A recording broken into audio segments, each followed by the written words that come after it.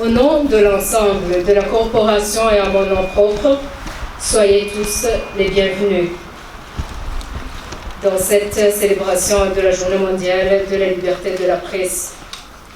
En effet, nous nous joignons aujourd'hui au reste du monde pour la célébration mondiale de la liberté de la presse sous le thème « La liberté d'expression, un moteur pour les autres libertés et droits de l'homme ».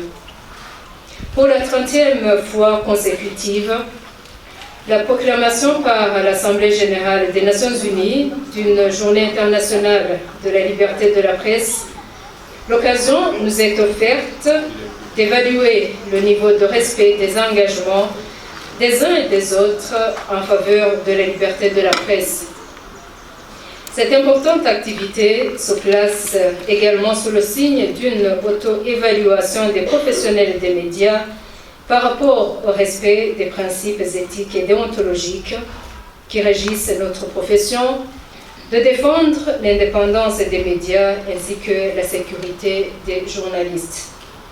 Pour cette année, le Burundi est à la 114e place sur 180 pays, classé par Reporters sans frontières RSF par rapport à la liberté de la presse. Le Burundi était à la 107e place en 2022 et 147e place en 2021 sur le même palmarès.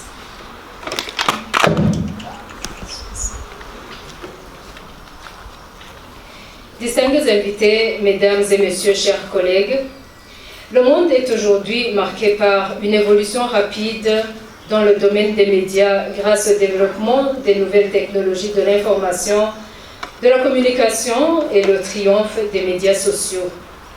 Ce développement a une forte incidence sur les libertés, notamment la liberté d'expression et sur les droits humains. Il pose l'épineuse question d'indépendance, d'impartialité et du professionnalisme des médias.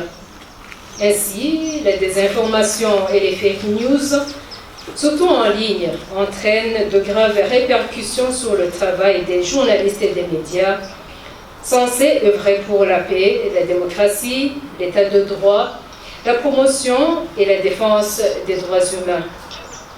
Or, le monde et la région des Grands Lacs en particulier sont confrontés à plusieurs défis.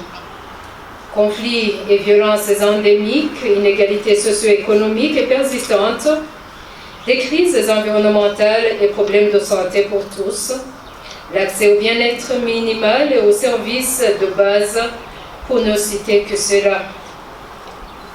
Ce qui va de pair avec la violation des libertés et des droits humains. Au même moment, la plupart des journalistes et des médias travaillent dans la précarité. D'autres sont assimilés à tort comme des ennemis de la nation et travaillent la peur au ventre, ce qui les pousse parfois à l'autocensure.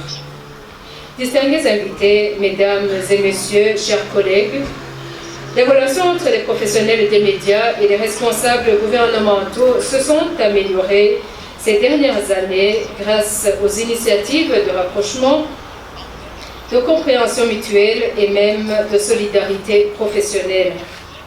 D'autres efforts sont à fournir pour améliorer les conditions de travail des journalistes et des médias. Nous profitons de cette occasion pour remercier le gouvernement du Burundi et les autres partenaires des médias qui sont restés à nos côtés.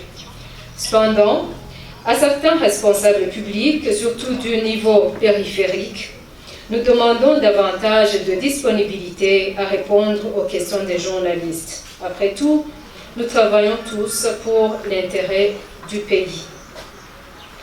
Au Burundi, ces dernières années ont été également marquées par une montée en flèche des nouveaux médias.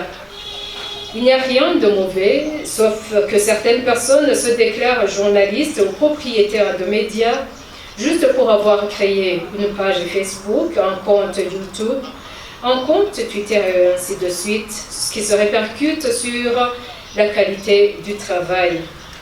Distingués invités, mesdames et messieurs, chers collègues, la recherche de la liberté de la presse est un travail de longue haleine. Nous en sommes conscients. C'est pourquoi des questions professionnelles, surtout éthiques et déontologiques, sont régulièrement abordées sans faux fuyant. Et les partenaires de la presse sont invités à nous appuyer, plus que de par le passé, pour nous permettre de jouer pleinement notre rôle.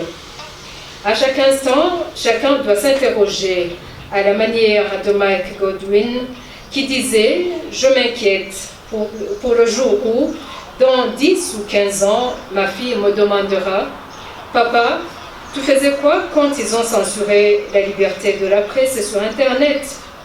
Je vous remercie pour tous qui êtes présents.